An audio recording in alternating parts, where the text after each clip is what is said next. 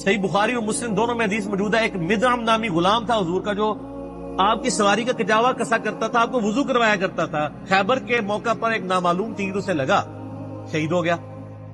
صحابہ کہہ رہے ہیں سیدھا جنتی ہے، حضور دا خدمت گزار ہے۔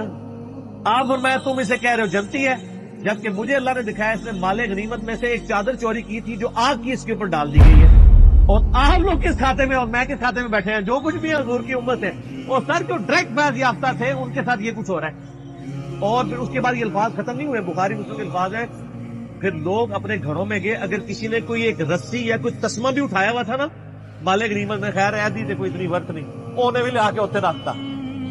سرکار ہے کہ گاٹا ہی نہ فٹ ہو رہے، اے تسی اور میں ہی ڈٹی تھا جو اسی کہنا کچھ بھی ہیں تیرے محبوب کی امت سے۔